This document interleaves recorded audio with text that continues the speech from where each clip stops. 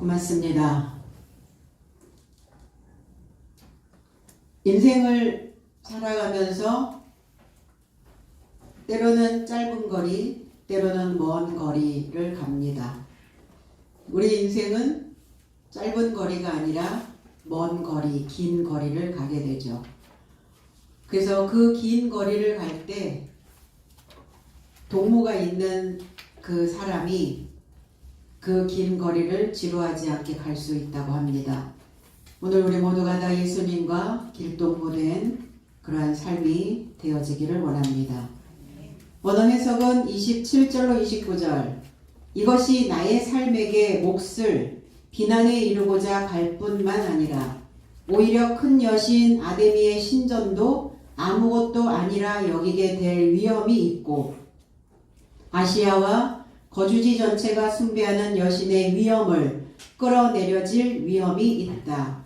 그러자 듣고 분노가 가득하게 되어 소리쳐 말하되 에베소인 삶의 아데미는 위대하다.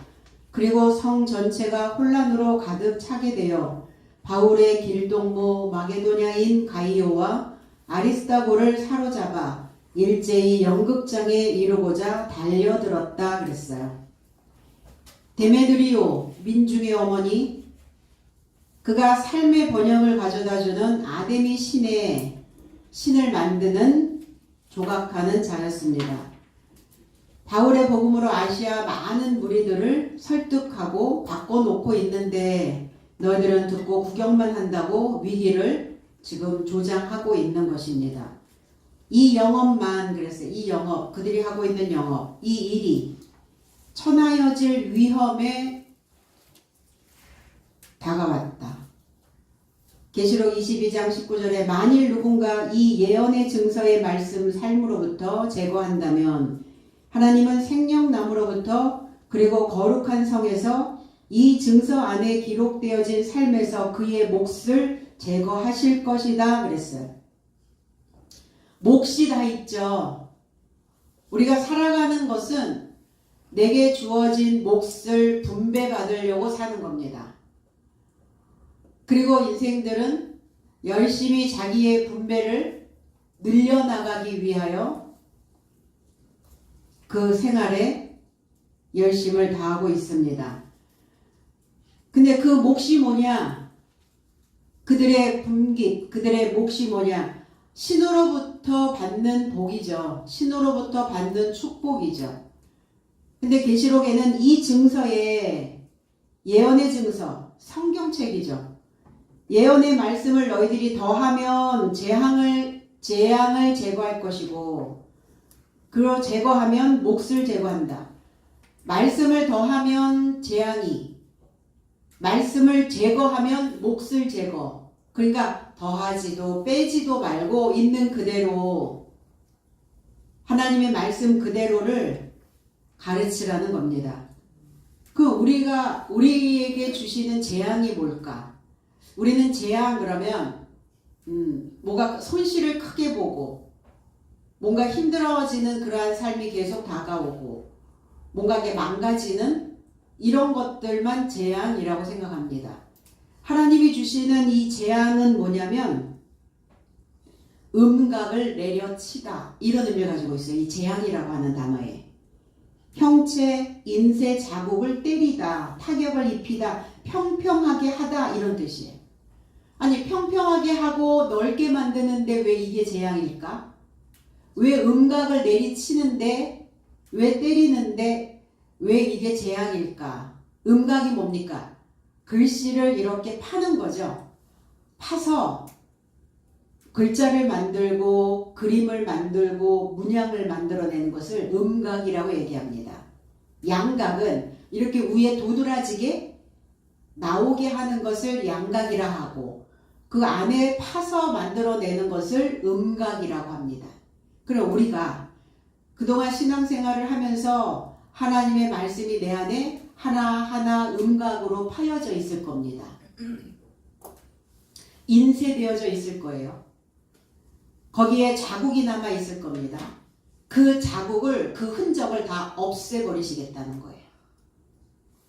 너희가 그동안 신앙생활 하나님을 믿으면서 해왔던 모든 행위, 그런 것들을 다 그냥 평평하게 만드시겠다는 겁니다.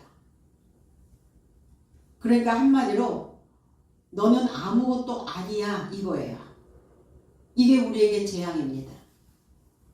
우리가 살아가면서 사실은 우리의 존재감을 드러내기를 원하죠.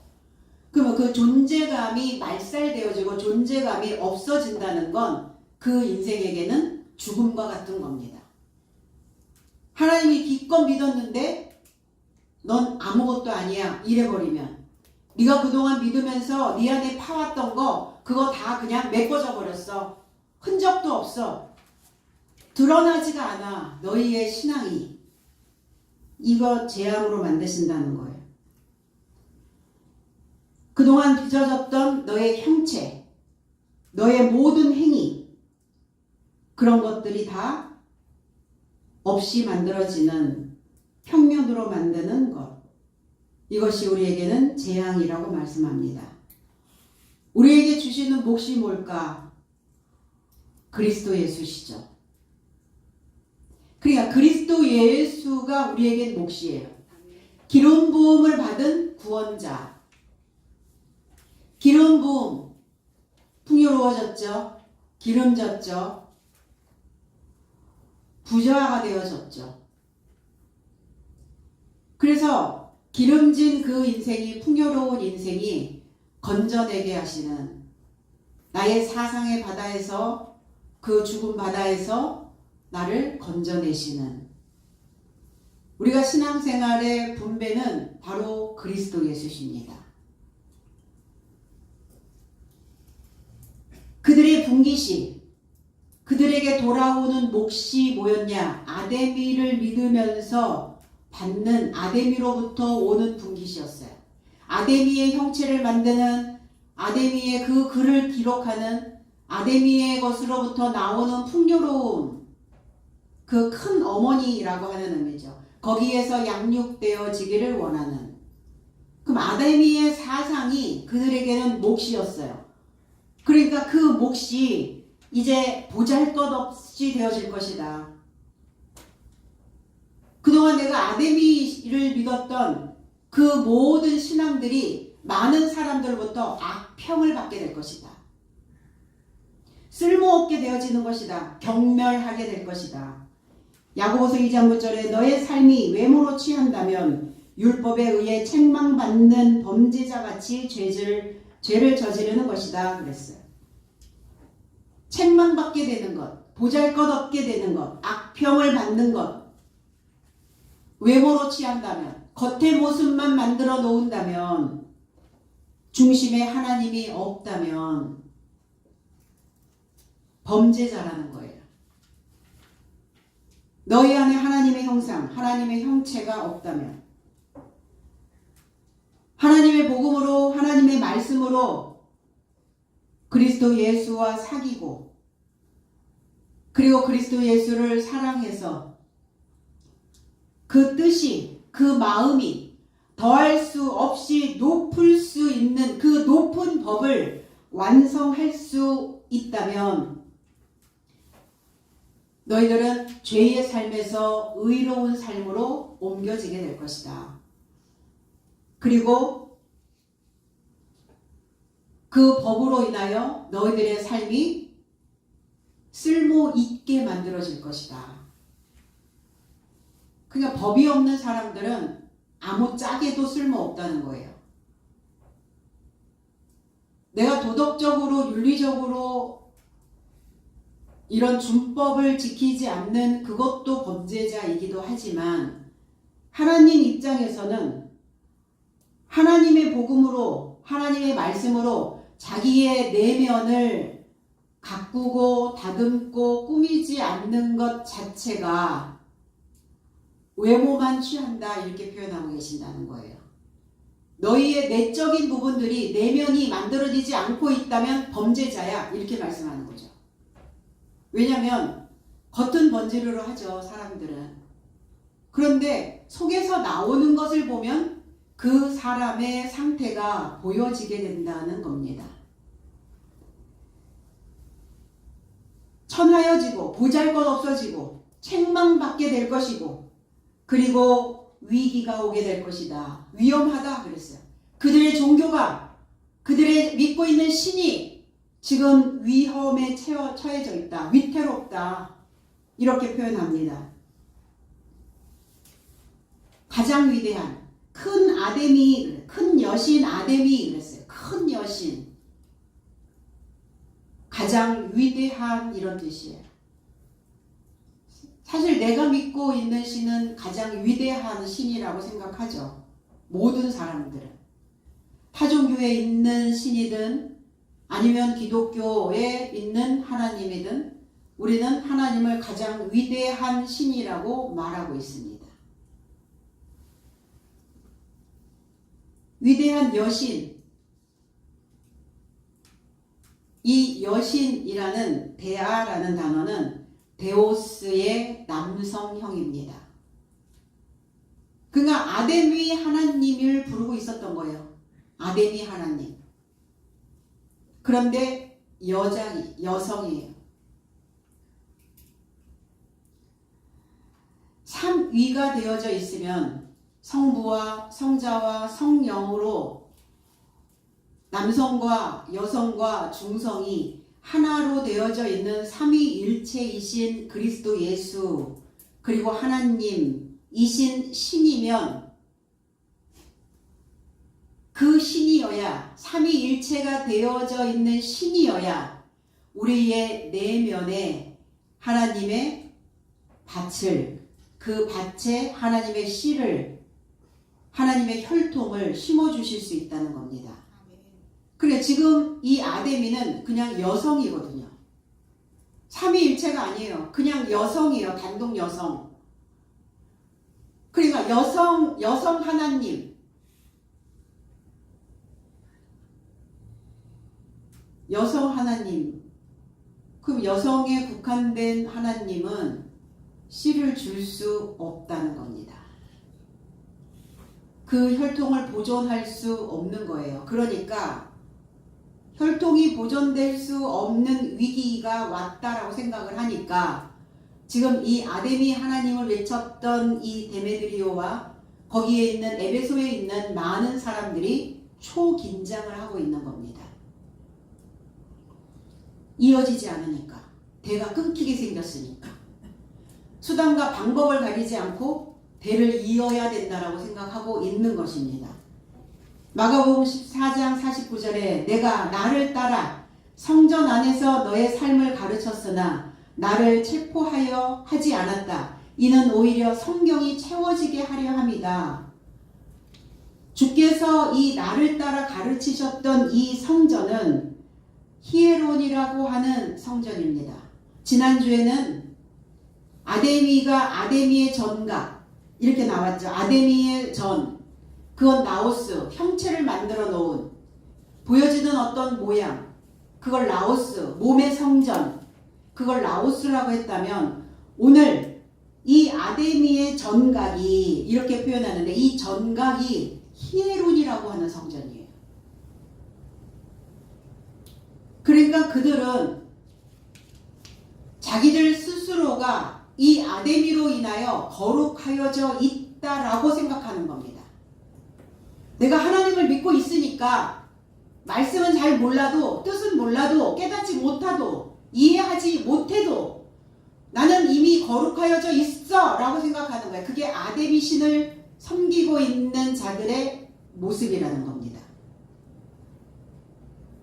하나님이라는 단어를 쓴다는 게 문제잖아요. 아데미 하나님이요 이렇게 부른다니까요. 근데 아데미의 그 형체가 어디에 있냐면 히에론 성전에 있대요.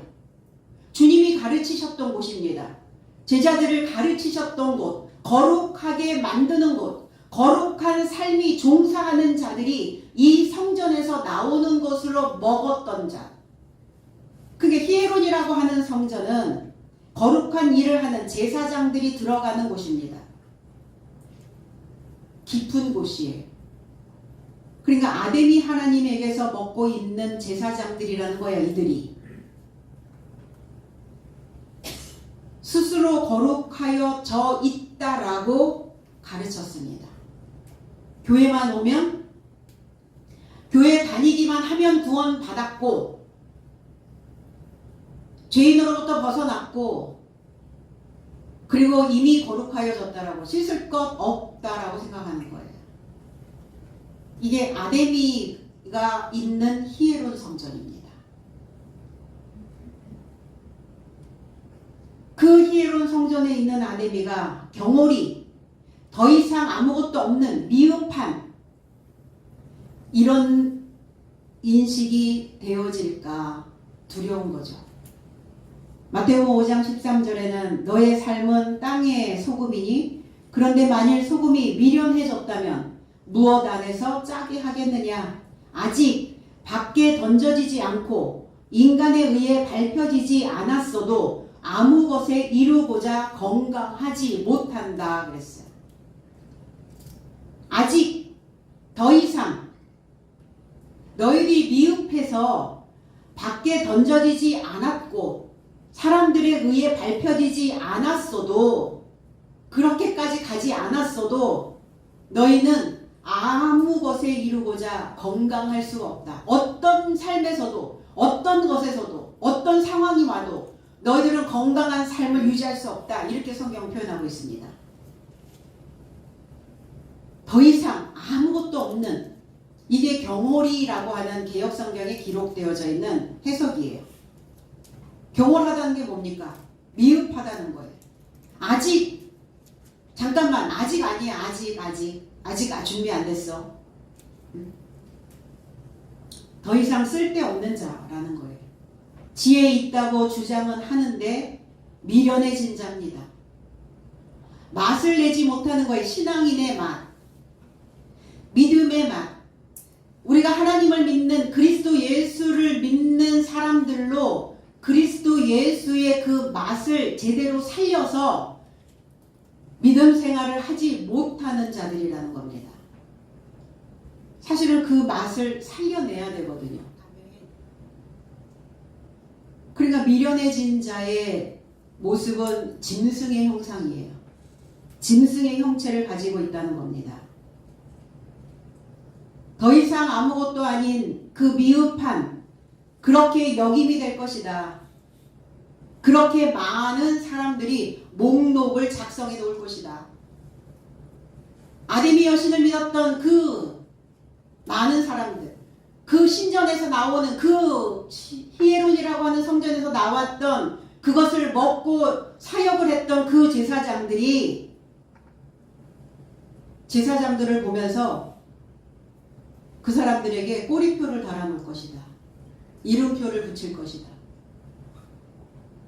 그들은 아무것도 아닌 제사장이었다고. 하나님 보시기에 아직도 성장하지 않은, 아직도 준비되지 않은,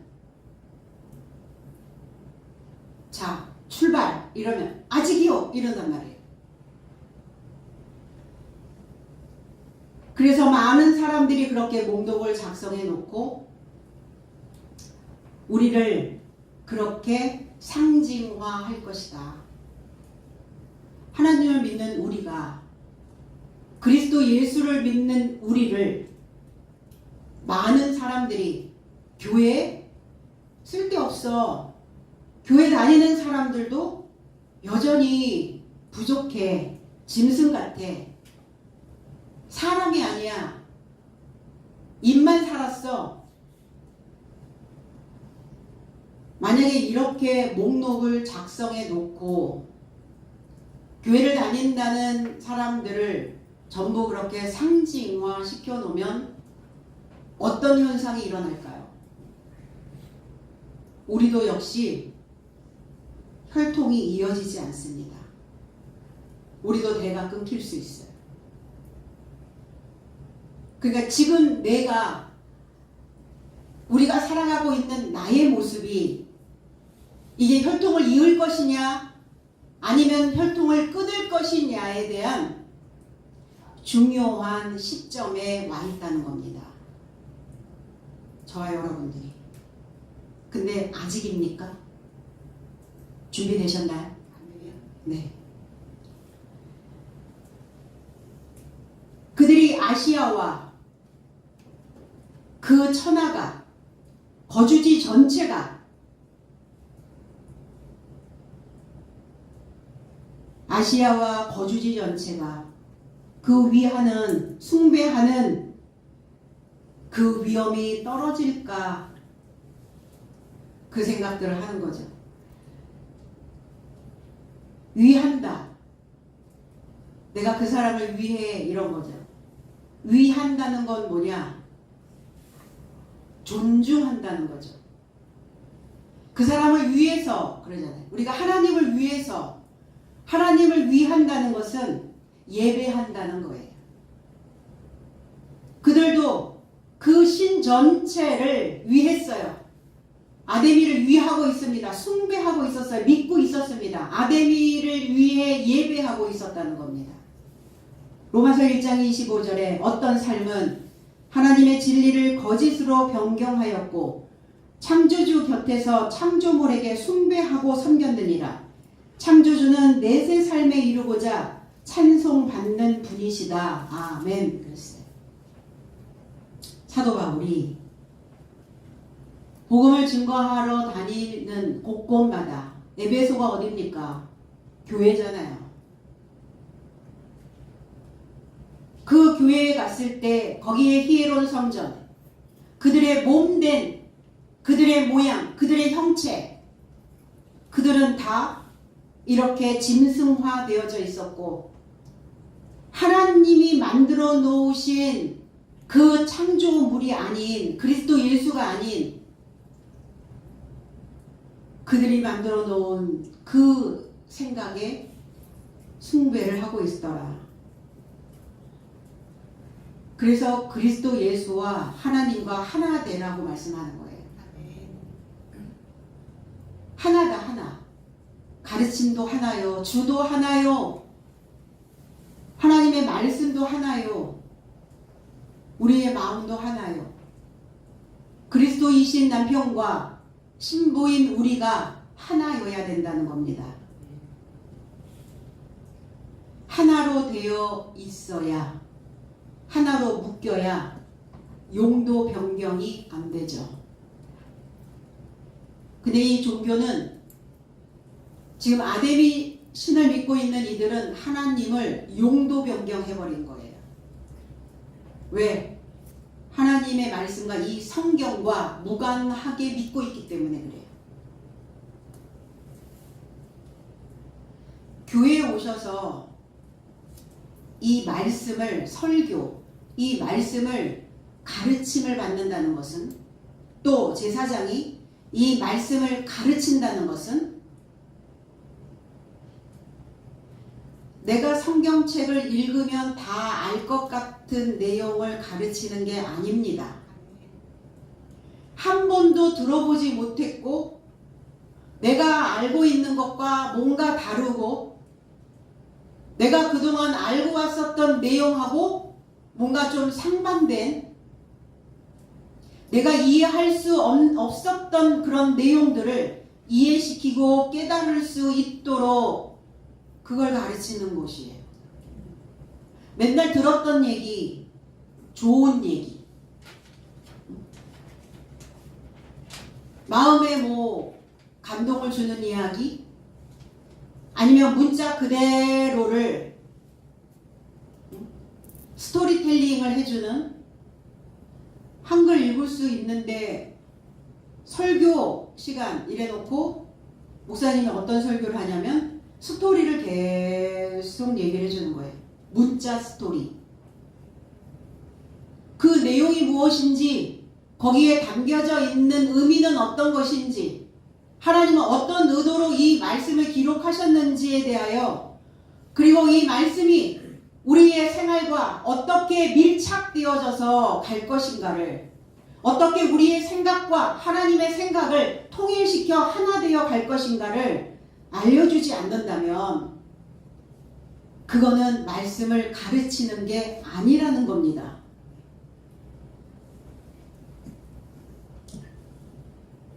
그래서 자웅동체라는 단어가 있어요. 자웅동체. 이 자는 남성을 의미하고 웅은 여성을 의미해요. 동체는 같은 몸을 뜻하고 있습니다. 왜 한 몸에 암수의 특징이 공존하는 그러한 생물체들이 있죠. 뭐 달팽이나 지렁이나 이런 생물체들. 그런 생물체뿐만이 아니라 저와 여러분 그리고 하나님 그리스도 예수와 우리의 관계는 이 자웅동체가 되어져야 돼요. 같이 암수가 같이 있는 거예요. 내 몸 안에 그리스도 예수가, 그리스도 안에 우리의 삶이, 이 자웅동체.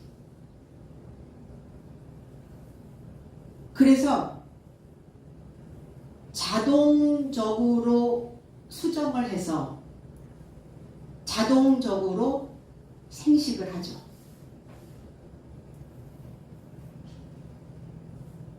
하나님과 내가 자웅동체로 하나 되어져 있다면 우리의 생각 속에서 하나님의 것을 내놓으셔야 되고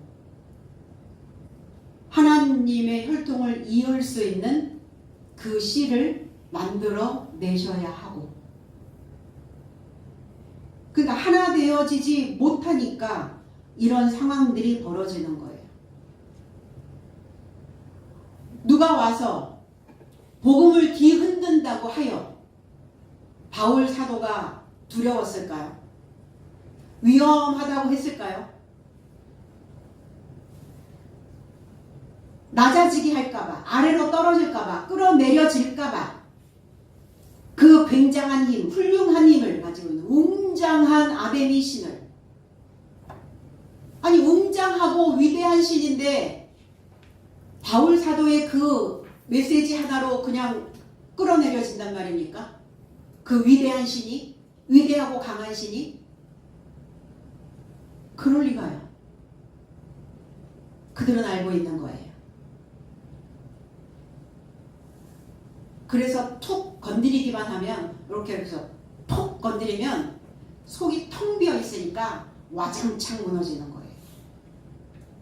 몰랐겠어요? 모르는 척 하고 싶었던 거죠. 그러니까 깨트려져서 버려지게 될까봐 저희가 이 말을 듣고 분이 가득하여 그랬어요. 격분하여 거친 숨을 쉬듯 경노합니다. 경노할 일인가요? 뭐 떠들다 가겠지 이래야 되잖아요. 왜? 믿었다면, 아담이 하나님을 숭배했다면, 그를 예배했다면, 그에게서 나오는 몫으로 먹고 살았다면, 그것이 우리의 혈통을 이어줄 수 있는 그 믿음이었다면 여유로워야 하거든요. 분노, 경노, 격분, 이거예요. 길길이 뛰고 있는 거죠. 길길이 뛴다는 것은 화가 많이 나서 천장을 칠 정도로 치솟았을 때 길길이 뛴다, 이런 표현을 하거든요. 그들이 지금 그러고 있어요. 자기들의 그 아데미의 신이 아래로 던져질까봐. 분이 가득했다. 가득 채워졌다. 그러니까 그들의 사상의 물이 홍수가 난 거예요. 그 사상으로 홍수가 나버린 겁니다. 누가복음 4장 49절에는 듣고 행치 않는 자는 기초 없이 땅에 접하여 집을 건축한 사람과 동일하니 그 집에 강물이 들이닥치니 곧 넘어지고 그 집에 파괴가 크게 발생하더라 그랬어요. 기초가 없이 건축한 자, 듣고 행치 않았다는 것은 듣기는 들었어요. 믿기는 믿었어요. 근데 뭘 안 했다고요? 자기의 내면을 채우지 않았다는 겁니다. 자기의 마음을, 자기의 땅을 접촉하여 집을 지어야 되는데 기초가 없었다. 하나님을 믿는데 기초. 기본적인 것도 모르고 지금 그냥 주여 주여만 하고 있었던 거예요. 그들이. 어떤 주인을 부르는지도 모르고 있었다는 겁니다. 그 집에 강물이 홍수가 났네요. 이 분노로 홍수가 온 거예요. 감정의 홍수가 온 겁니다. 감정의 쓰나미가 밀려온 거예요. 주체할 수 없죠. 눈에서 막 불이 나가는 거예요. 잡히기만 하면 다 죽일 것 같은 거예요. 오늘 막 누가 잡히기만 해봐, 막 건드리기만 해봐, 이거죠.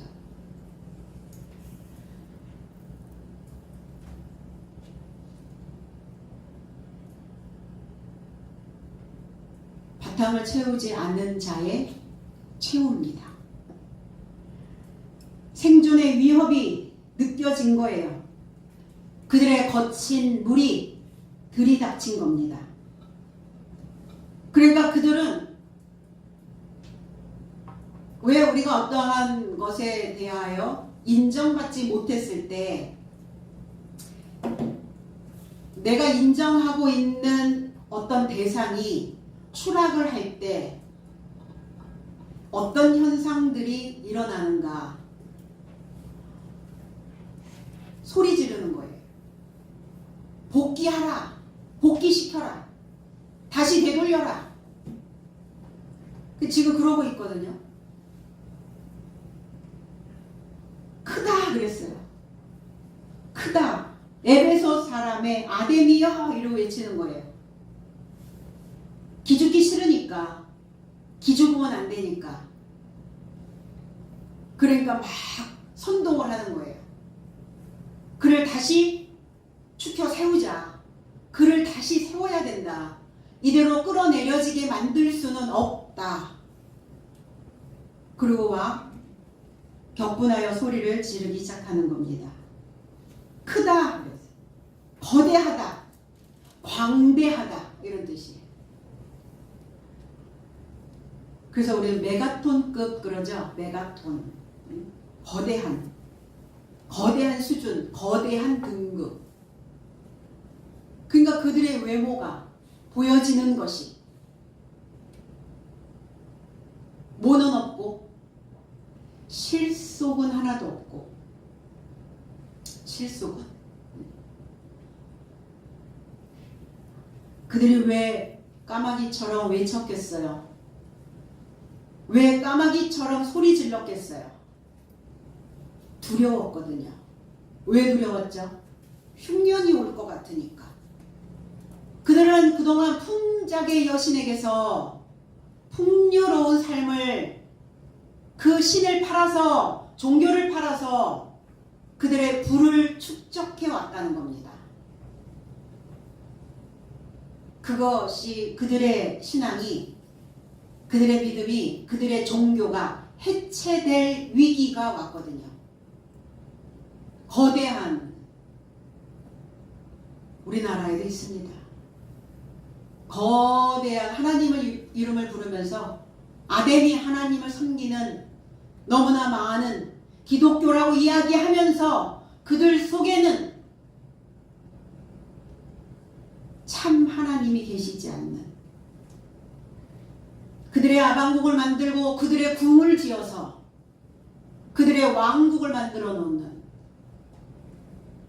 그들이 다 아데미 성전을 지은 자들입니다. 누가복음 4장 32절로 34절에 그리고 저의 삶이 그의 가르침에 접하여 충격을 받더니 이는 그의 말씀이 권세 안에 있기 때문이더라. 그리고 회당 안에서 더러운 귀신의 영을 가진 사람이 있더니 그리고 그가 큰 소리로 고함쳤다. 말하되 나사렛 예수여 당신과 나의 삶과 무슨 상관입니까? 당신이 나의 삶을 멸하려 오셨습니까? 나는 당신을 누구신지 알고 있습니다. 하나님의 거룩한 자입니다. 회당 안에서 더러운 귀신의 영, 회당 안에 있다라는 것은 제사장입니다. 제사장이 더러운 영을 가졌어요. 아데미 하나님을 믿고 있는, 큰 소리로 고함을 칩니다. 알고 있대요. 예수를 알고 있대요. 하나님의 거룩한 자라는 것도 알고 있대요. 자기들이 믿고 있는, 내가 알고 있는 이 영적인 하나님이, 이 성경이 다른 의미로 해석되어져 있는 것도 알고 있습니다. 그럼에도 불구하고 받아들이지 않고 먹지 않고 있는 거예요. 그럼 주님은 소리 지른 적 없어요. 이 더러운 귀신아 나가라 이러고 큰 소리 치셨겠습니까? 큰 소리로 고함치지 않았어도 더러운 영이 나갔어요. 말씀의 권세라는 겁니다. 그래서 말씀을 들어야 더러운 생각이 다스려져요. 에베소 사람 인내하고 있었어요. 에베소인이여 이러는 거예요. 아내비 하나님을 믿고 있는 에베소인이여 인내하라. 인내하고 있어라. 여기 안에 머물러 있어라. 또 이 아데미 신이 너희에게 풍작을 가져다 줄 것이다. 언제? 또 2026년에도 그럴까요? 26년이 두렵지 않은 것은, 앞으로 다가올 해가 우리는 기대가 되는 것은 우리는 참 하나님을 믿고 있기 때문입니다. 두려울 게 없어요. 무서울 게 없어요.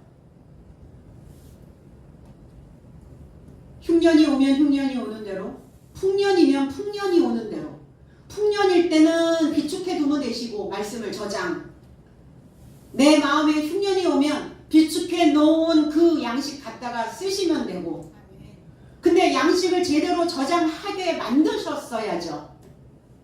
누가? 농부가. 그 아데미여, 큰 어머니여, 풍작의 하나님이여, 그들은 자기들이 받고 있었던 그 목도 비난을 받고 아데미 씨는 무용지물이 되고 그들의 위험은 곤두박질하여 깨뜨려 버려질 위험에 있는 자들이 최후의 발악을 하고 있는 겁니다. 그래서 수단이 목적을 결정짓는 일이 허다했음을 우리는 보고 있는 겁니다. 나쁜 수단을 사용하면 그 목적 자체도 변질돼 버리고 만다는 겁니다. 처음에 우리의 수단으로, 어떤 수단으로 가든 목적만 좋으면 되나요? 그런 건 없어요. 수단이 나쁘면 목적도 나쁩니다. 수단이 좋으면 목적도 좋아요. 그런데 어떤 종교치고 그 목적이 나쁘겠어요? 나쁜 목적을 가지고 종교를 만들겠어요? 무당을 믿든 절을 다니든 뭐 타 종교를 믿든 어떤 종교든 나쁜 목적은 하나도 없어요. 그러면서 그들은 좋은 목적을, 그리고 그 평화를, 그 축복된 것을 유지하기 위해서 자신들이 지은 그 정각에서 그 종교를 유지하려고 인생들의 영혼을 죽이고 있어요. 다 좋은 목적인데 인생들의 영혼을 파멸시키고 있다는 겁니다. 맹목적 종교의 늪속에서 헤매게 만들고 있다는 겁니다. 그러면서 그들은 사람을 살리는 좋은 목적을 이루고 있다라고 생각하는 거죠. 온 성이 요란합니다. 온 전체가 흔들리고 있는 거예요. 고린도전서 5장 6절로 8절에 너의 삶의 자랑이 좋지 않다. 적은 누룩이 전체 반죽덩이를 발효시키는 것을 너의 삶은 알지 못한 것이냐? 그런즉 너의 삶은 묵은 누룩을 제거하여라. 너의 삶이 누룩 없는 자같이 생 반죽덩이가 되게 하려 함이다. 왜냐하면 유월절 그리스도께서 나의 삶에서 초월하여 희생되셨기 때문이다. 이와 같이 나의 삶이 명절을 지키되 묵은 누룩 안에서 말고 악함과 나쁨의 누룩 안에서도 말고 오로지 순수함과 진리의 누룩 없는 삶에서 하자 그랬어요.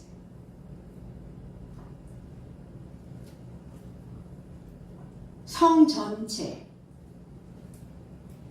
오늘 그 적은 누룩이 전체 반죽덩이를 발효시키고 있는 겁니다.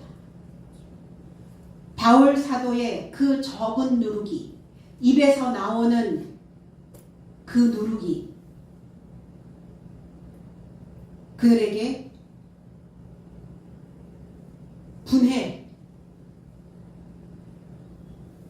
분해를 해야 되죠. 효모가 만들어지려면 딱 뭉쳐 있어서는 안 되잖아요.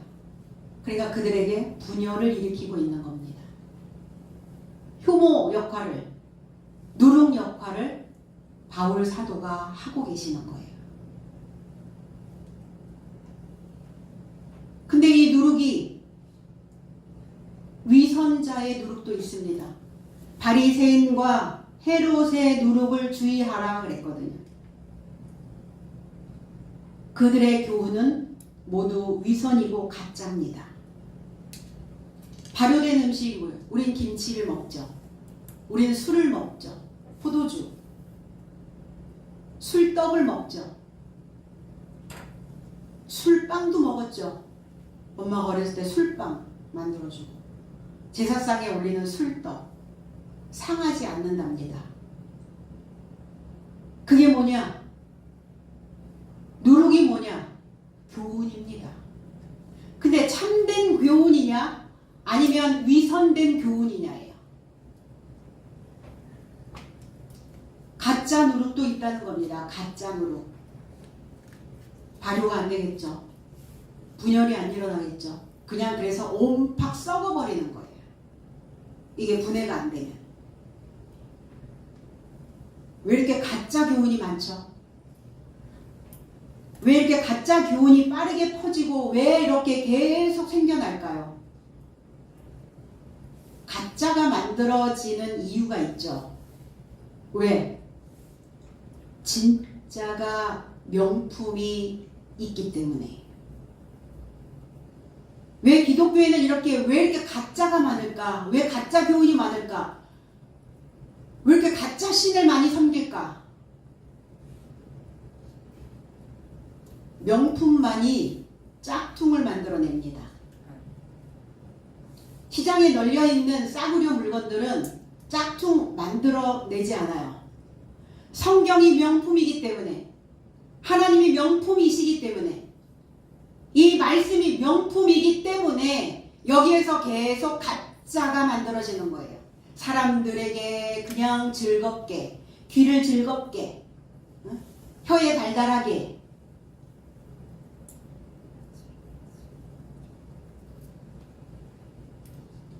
왜 짝퉁을 만들죠? 명품처럼 속여서 일반 시장에서 팔고 있는 물건들보다는 그래도 그 레벨을, 그 마크를 붙이면 돈을 조금 더 받을 수 있거든요. 돈 벌려고요.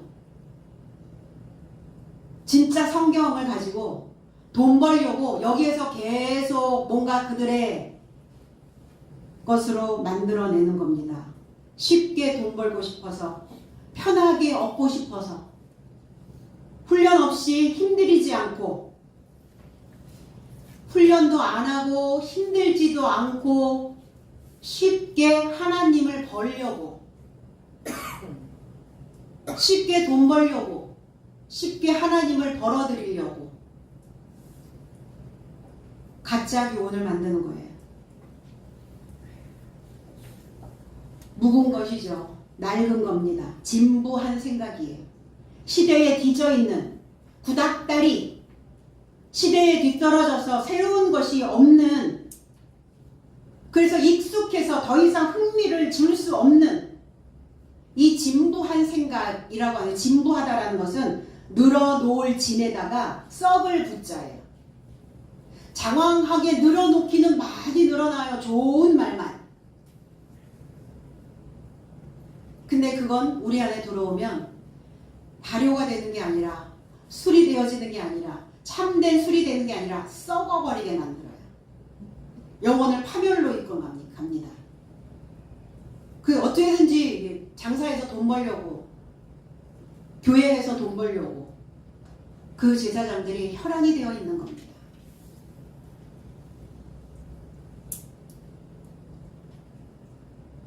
진부한 스토리, 진부한 구성. 왜 이렇게 영화가 진부해? 드라마가 왜 이렇게 진부해? 어떤 프로그램을 보면서 왜 이렇게 진부하지? 새로운 게 나오질 않는 거예요. 참신한 게 없어? 이렇게 얘기하잖아요. 성경이 맨날 2000년, 6000년 전에 스토리라고 해서 맨날 진부한 내용만 전해야 됩니까? 여기서 새로운 것들이 나오지 않는다면 썩는다는 거예요. 썩어. 누가 썩어요? 그거 먹는 자들이 썩잖아요. 그래서 생반죽덩이가 돼야 된다. 신선한. 그래서 사람들이 그러죠. 나는 신선한 사람이다라는 표현을 하는 거예요. 나는 신선한 사람이야. 생사람 잡지 마. 그러잖아요. 생사람. 나는 신선한, 더럽혀지지 않은 과부라는 얘기. 나는 생과부야. 생과부 그러잖아요. 젊은 과부. 생과부. 더럽혀지지 않은 사람. 생사람. 그 생사람 잡지 마시고. 진리의 무교병. 부패하지 않은 무교병. 그래서 이스라엘 백성들에게 출애굽하셨을 때 광야에서 누룩 없는 떡을 먹게 하셨어요. 무교병. 바울과 같이 다니는 마게도냐 사람 가이오와 아리스다고, 같이 다닌다. 길동무라는 뜻이에요. 여행을 같이 하는다는 거예요. 그러면 길을 같이 다니는 사람의 수준이 아니라 예수 그리스도의 길 안에서 그 같은 방법으로 같은 진리 안에 있는 자들을 길동무라고 하는 겁니다. 저는 이 단어를 참 좋아해요. 저와 같이 길동무하자 이런 표현 하거든요. 하나님의 진리 안에서 하나님의 참 방법으로, 같은 방법으로 예수 그리스도와 길동무를 하고 있는 자. 바울은 이렇게 가는 곳곳마다 길동무가 있어서 어떠한 상황이 와도 흔들리지 않고 갈 수 있었습니다. 위태로움이 와도 위태롭지 않게 자신을 지킬 수 있었습니다. 가난이 와도 그는 그 가난을 두려워하지 않았습니다. 그 가이오와 아리스다고를 잡아갑니다. 낚아채서 강제로 취합니다. 일제히, 그리고 연극장으로, 일제히라고 하는 것은 만장일치로 이런 뜻이에요. 만장일치가 있을 수 있나요? 종교하고요, 붉은 사상만 있어요. 종교에도 과학적 논리, 비판적 사고, 비판한다고 해서 저 사람 잘못되고 뭐가 잘못되고 이런 비판이 아니라 분별할 수 있는 판단. 이거를 종교 안에서, 신앙 안에서 가르치지 않고 있다면 오늘 이들과 같이 되어진다는 거예요. 에베소 안에 아데미 신상을 모시고 있는 이들의 사고와 같아진다는 거예요. 붉은 사상이에요. 논리가 없습니다.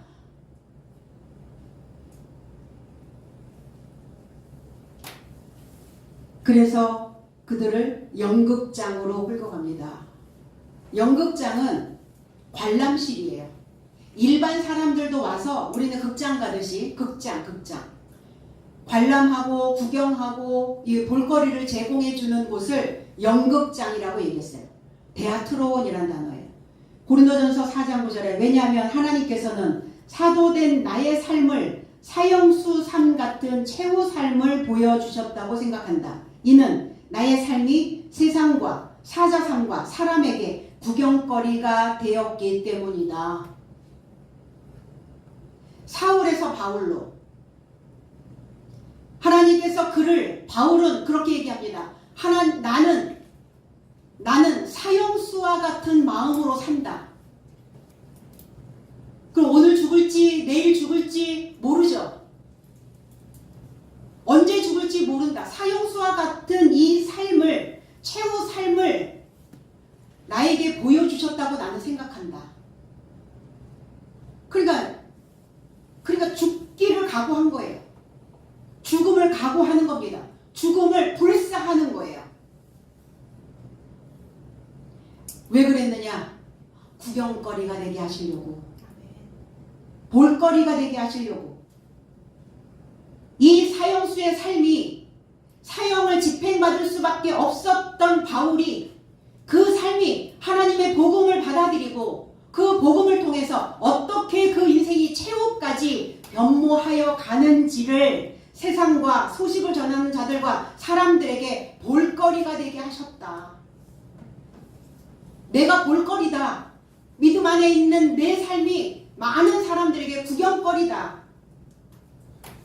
그런데 나의 삶은 약하였고, 나는 미련했고, 나는 천한 삶이었는데, 내가 너희들에게 전하는 십자가의 말씀을 받아들이는 너의 삶은 그리스도 안에서 슬기롭고, 그리스도 안에서 강하여지고, 하나님을 영광스럽게 하는 삶이어야 된다. 나는 그러한 삶을 어느 순간까지 살았다 할지라도 내 후손들은, 내 자손들은 슬기로워지고 강하여지고 영광스러운 삶이기를 원한다. 내 삶을 구경하면서 너희들은 가거라. 저와 여러분들의 삶을 드라마로 영상화하여 방영하고 있다면, 저와 여러분들의 스토리의 최종회에 어떤 볼거리를 사람들에게 줄 것인지, 최종회가 됐는데 진부한 내용, 진부한 구성, 진부한 스토리였어. 이렇게 할 거지. 볼 때마다 스펙타클했어. 완전히 막판 뒤집기 했잖아. 오늘 그래서 우리는 많은 사람들에게 그 볼거리를 제공해주는 삶이어야 될 줄로 믿습니다. 그래서 예수님과 길동무되어 진부하신 내용으로 밑줄 쫙쫙 쳐가며 읽는 책의 삶으로, 기름진 지혜의 먹거리로, 다양한 삶의 전개로 하나님과 또 우리를 만나는 많은 사람들에게 구경거리를, 볼거리를 제공해주는 그런 인생길이 되어지고, 그러한 삶이 2026년도에도 이어지기를 예수 그리스도의 이름 안에서 축복드립니다. 기도하겠습니다.